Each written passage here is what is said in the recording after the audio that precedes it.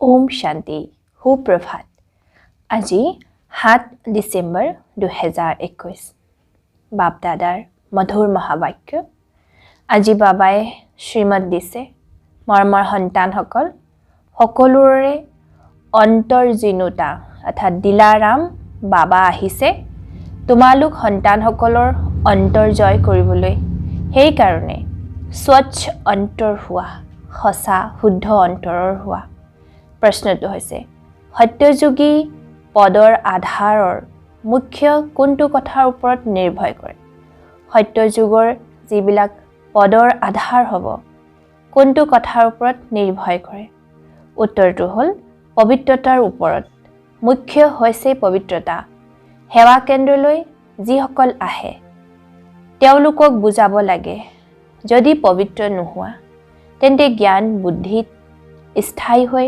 থাকিব নোৱাৰে যোগ শিকি যদি পতিত হৈ যায় তেন্তে সকলো মাটিত মিলি যাব যদি কোনোবা পবিত্ৰ হৈ থাকিব নোৱাৰে তেন্তে ক্লাছলৈ লাগিলে নাহক খাতিৰ কৰিব নালাগে যিয়ে যিমান পঢ়িব পবিত্ৰতা ধাৰণ কৰিব হিমানে ধনবান হ'ব গীতটো হৈছে অৱশেষত সেই দিনটি আহিল আজি দিন যিটো দিনৰ বাবে দ্বাপৰ যুগৰ পৰা আমি অপেক্ষা কৰি আছিলোঁ ওম শান্তি আত্মিক সন্তানসকলে জানে যে এতিয়া সেই দিনটি আকৌ আহিল কোনটো এইটো কেৱল তোমালোক সন্তানসকলেহে জানা ভাৰতত পুনৰাই স্বৰ্গৰ আদি সনাতন দেৱী দেৱতা ধৰ্মৰ প্ৰতিষ্ঠা হৈ আছে অৰ্থাৎ লক্ষ্মী নাৰায়ণৰ ৰাজ্য স্থাপন হৈ আছে গতিকে সন্তানসকল কিমান আনন্দিত হ'ব লাগে যিজন পতিত পাৱন পিতাক আমি আবাহন কৰোঁ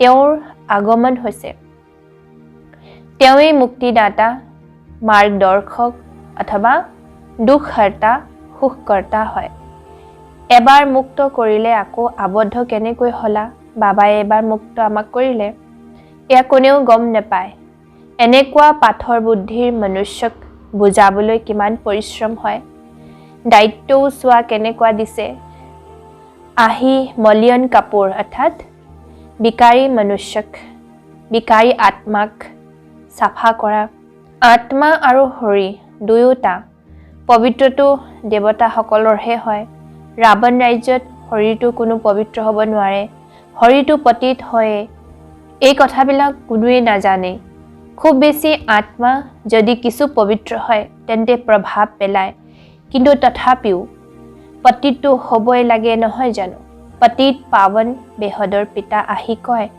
এই 5 বিকাৰ শয়তানৰ হয় ৰাৱণৰ হয় এয়া ত্যাগ কৰা যদি মোৰ কথা নামানা তেন্তে তোমালোকক ধৰম ৰজাই দিগদাৰ কৰিব তোমালোকে যদি সৰ্বশক্তিমান হৰ্তা কৰ্তা কথা নামানা তেন্তে ধৰম ৰজাই বহুত কঠোৰ শাস্তি দিব পিতা আহিছে পাৱন কৰি তুলিবলৈ তোমালোকে জানা আমি পাৱন দেৱী দেৱতা আছিলোঁ এতিয়া আমি পতিত হৈছোঁ গতিকে এতিয়া তৎক্ষণাত সেয়া ত্যাগ কৰিব লাগে দেহে অভিমানো ৰাৱণৰে মত সেয়াও ত্যাগ কৰিবলগীয়া হয় আখৰিক মত শয়তানৰ মত প্ৰথম নম্বৰ যি বিকাৰ সেয়াও ত্যাগ কৰিব লগা হয় দেহ অভিমান সেই দিনটো আহিব যেতিয়া পিতাৰ সৈতে এই সভাত কোনো পতিত বহিব নোৱাৰিব কাকো অনুমতি নিদিব বিকাৰগ্ৰস্তজনক বাহিৰ কৰা হ'ব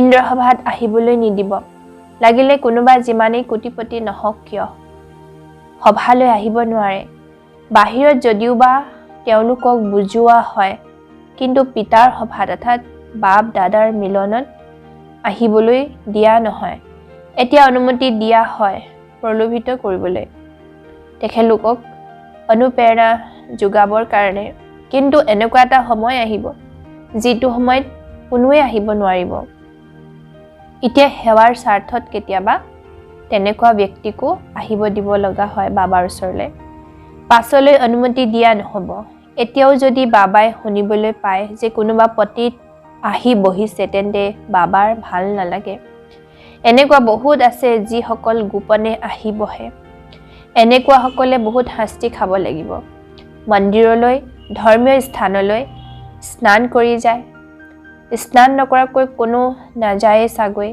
সেয়া হ'ল স্থূল স্নান, এয়া হ'ল জ্ঞান স্নান। ইয়াৰ দ্বাৰাও শুদ্ধ হ'বলগীয়া হয়।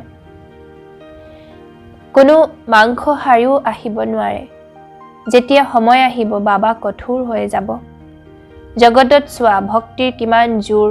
যিয়ে অধিক শাস্ত্ৰ পঢ়ে তেওঁ শাস্ত্ৰীৰ উপাধি পায়। তোমালোকে এতিয়া সংস্কৃত আদি শিকি কি কৰিবা? এতিয়া পিতাইতো কয় সকলো পাহৰি যোৱা, কেৱল এজন পিতাক স্মৰণ কৰা। তেতিয়া তোমালোক পবিত্ৰ হৈ বিষ্ণুপুৰীৰ মালিক হৈ যাবা। যেতিয়া এইটো কথা ভালদৰে বুজি যাব তেতিয়া এই শাস্ত্ৰ আদি সকলো পাহৰি যায়। এয়া যি পঢ়ি পঢ়ি বেৰিষ্টাৰ আদি হয় সেই সকলোবোৰতকৈ উচ্চ পঢ়া হৈছে এয়া, যি জ্ঞানপূৰ্ণ পৰমাত্মাই আহি পঢ়ায়। জ্ঞানৰ সাগৰ শিৱ বাবাই আহি পঢ়ায়। তেওঁ কয়ো যে পতিত পাৱন আহক, কিন্তু এইটো নাজানে যে আমি পতিত। বাবাইতো এইটো বুজাই থাকে। সত্যযুগক কোৱা হয় ৰাম ৰাজ্য, কলিযুগক কয় ৰাৱণ ৰাজ্য। এই সময়ত সকলো পতিত পাৱন দেৱী দেৱতাসকলতো মন্দিৰত পূজা কৰা হয় আৰু তেওঁলোকৰ আগত পতিত গৈ মূৰ দোঁৱৰাই। ইয়াৰ দ্বাৰা এইটো সিদ্ধ হয় তেওঁলোক পবিত্ৰতাত সকলোতকৈও উচ্চ, সন্ন্যাসীসকলতকৈও উচ্চ। সন্ন্যাসীসকলৰ জানো মন্দিৰ নিৰ্মাণ কৰা হয়? এতিয়া ভক্তি যেতিয়া তমোপ্ৰধান অৱস্থা পায়গৈ তেতিয়া আকৌ তেওঁলোকৰ চিত্ৰ থাকে, মন্দিৰ বা তেখেতলোকৰ মূৰ্তি বনায়। তাক কোৱা হয় তমোপ্ৰধান ভক্তি। মনুষ্যৰ পূজা, পাঁচ তত্ত্বৰ পূজা যেতিয়া তমোপ্ৰধান ভক্তি। যেতিয়া সতোপ্ৰধান ভক্তি আছিল তেতিয়া এজনেই পূজা হৈছিল। যেতিয়া সতোপ্ৰধান ভক্তি আছিল এজনৰে পূজা হৈছিল। তাক কোৱা হয় অব্যভিচাৰী ভক্তি। দেৱতাসকলকো এনেকৈ তেওঁৰে গঢ়িছে। গতিকে পূজাও হ'ব লাগে এজনৰ, এজন শিৱ বাবাৰ। কিন্তু এয়াও ড্ৰামাত এনেধৰণে নিৰ্ধাৰিত হৈ আছে। সতোপ্ৰধান, সতো, ৰজু, তমো আহিবই লাগে। এয়াতো এনেকুৱা, কোনোবা সতোপ্ৰধান হৈ যায়, কোনোবা সতো, কোনোবা ৰজু, কোনোবা তমো। সত্যযুগত বৰ ভাল পৰিষ্কাৰ পৰিচ্ছন্নতা থাকে। তাত শৰীৰটোৰ কোনো মূল্য নাথাকে। বিজুলী চালিত কৰিলে আৰু শেষ। এনেকুৱা নহয় যে অস্থি কোনোবা নদী আদিত গৈ পেলাবগে। এনেকুৱাও নহয় যে শৰীৰ ক'ৰবালৈ উঠাই লৈ যাব। এনেধৰণৰ অসুবিধাৰ কথা নাথাকে। বিজুলী চালিত কৰিলে শেষ হ'ল। এতিয়া ইয়াত শৰীৰৰ বাবে মনুষ্য কিমান কান্দে, স্মৰণ কৰে, ব্ৰাহ্মণক খুৱায়। তাত এনেকুৱা কোনো কথা নাথাকিব। বুদ্ধিৰে বুজিব লগা হয়। তাত কি কি হ'ব? স্বৰ্গ হয় তেন্তে আৰু কি? এইখন হয়ে নৰক, মিছা খণ্ড। সেইবাবে গায়ন কৰা হৈছে মিছা কায়া, মিছা মায়া। চৰকাৰে কয় গো হত্যা বন্ধ কৰক। তেওঁলোকলৈ লিখিব লাগে এই হত্যা তাতোতকৈও বেয়া। ইজনে সিজনৰ ওপৰত কাম কটাৰী চলোৱা এই হত্যা বন্ধ কৰক। এই কাম মহাশত্ৰু হয়। আদি মধ্যে অন্ত দুখ দিয়ে। তাৰ ওপৰত বিজয়ী হোৱা, কাম বিকাৰৰ ওপৰত বিজয়ী হোৱাৰ কথাটো বাবাই কৈছে। তোমালোক পবিত্ৰ হোৱা, তেতিয়া পবিত্ৰ সৃষ্টিৰ মালিক হবাগৈ।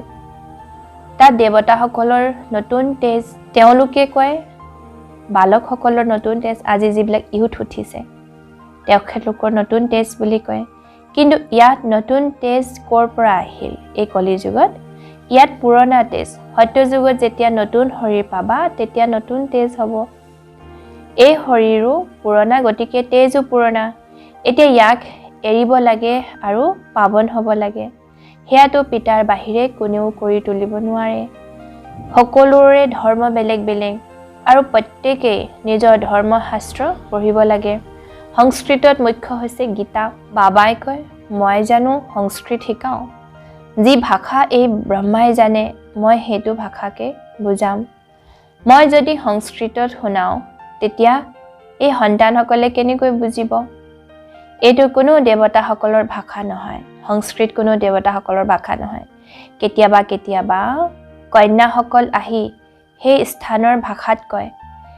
এই ভাষাবোৰ শিকিলে শৰীৰ নিৰ্বাহৰ অৰ্থে কোনোবাই লাখ কোনোবাই কোটি কোটি টকা উপাৰ্জন কৰে। ইয়াত তোমালোকে কিমান উপাৰ্জন কৰি আছা? তোমালোকে জানা সত্যযুগত আমি মহাৰাজা মহাৰাণী হ'মগৈ। বাবাই কৈছে ধৰি লওক লৌকিকত কোনোবাই সংস্কৃত শিকিলে আৰু সংস্কৃতত ভাষণ কৰিলে বা পঢ়ালে তো বহুত পইচা পায়। ঠিক সেইদৰে ইয়াত আমি কিমান পইচা পাইছোঁ? বাবাই কৈছে সত্যযুগততো কোনো হিচাপে নাথাকে। যিমান বেছিকৈ পঢ়িবা সিমান বেছি ধনবান হ'বাগৈ, মহাৰাজা মহাৰাণী হ'বাগৈ। গৰীব আৰু চহকীৰ মাজত পাৰ্থক্যটো থাকে নহয় জানো? সকলো নিৰ্ভয় কৰে পবিত্ৰতাৰ ওপৰত। সেৱা কেন্দ্ৰলৈ যিসকল আহে তেওঁলোকক বুজাব লাগে যদি পবিত্ৰ নোহোৱা তেন্তে জ্ঞান বুদ্ধিত স্থায়ী হৈ নাথাকিব।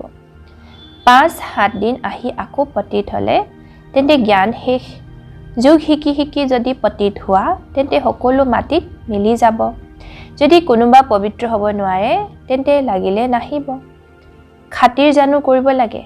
জনম জন্মান্তৰৰ পাপৰ বোজা শিৰত আছে, সেয়া স্মৃতিত নাথাকিলে কেনেকৈ আঁতৰিব? গায়নো কৰা হৈছে ছেকেণ্ডত জীৱন মুক্তি। যি পিতাই কয় সেয়া কৰিব লাগে। গোটেই জগতে আবাহনো কৰে সেই পতিত পাৱন আহক।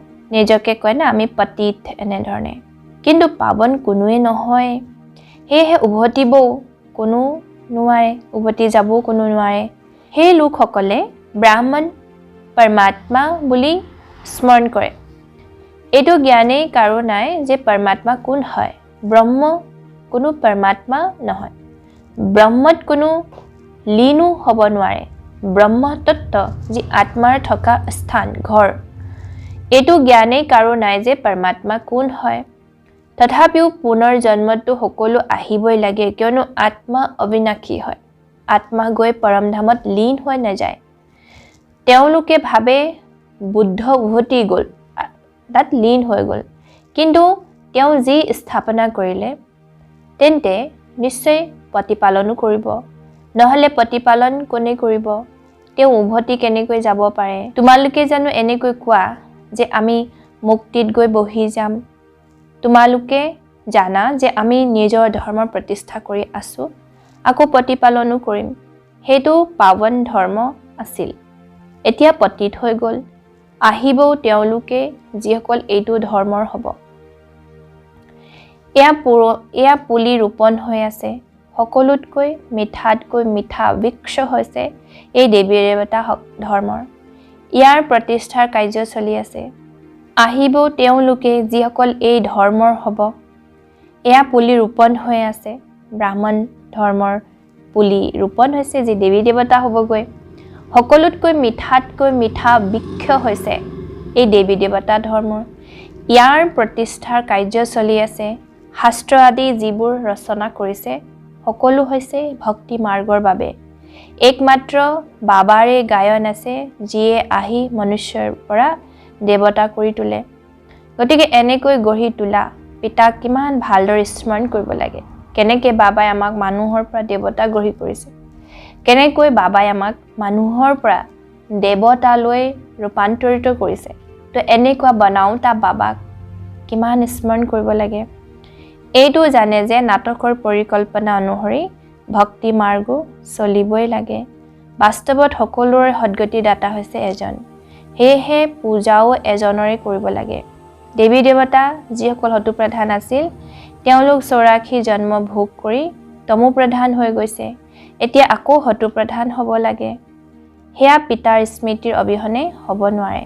পিতাৰ বাহিৰে কাৰো হতুপ্ৰধান কৰি তোলাৰ শক্তিও নাই। স্মৰণো এজনকেই কৰিব লাগে।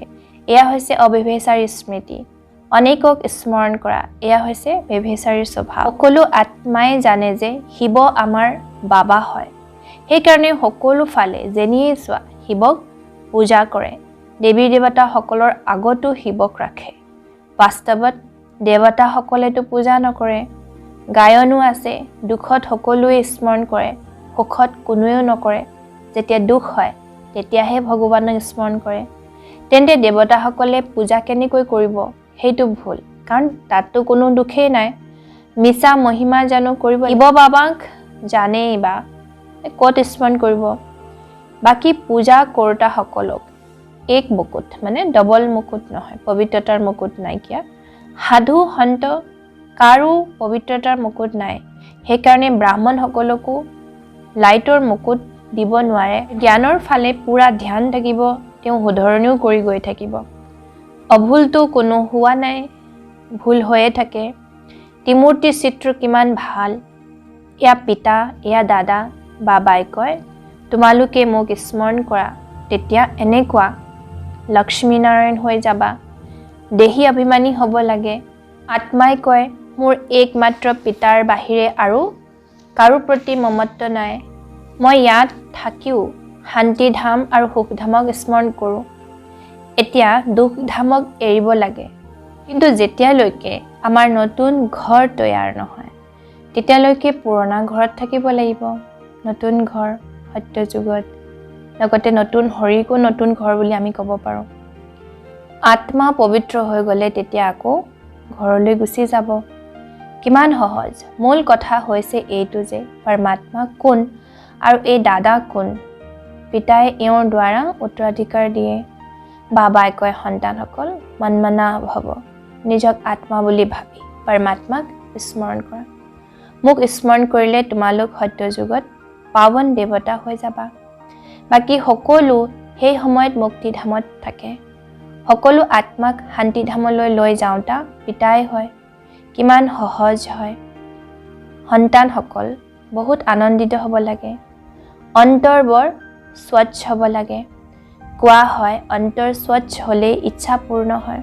সঁচা প্ৰিয়তম অৰ্থাৎ দিলবৰ হৈছে পিতা। অন্তৰ জিনুতা অৰ্থাৎ দিলাৰাম না দিলৱালা বুলি অন্তৰ জিনুতা অৰ্থাৎ দিলৱালা সকলোৱে দিল লওঁতা বুলি পিতাক কোৱা হয়।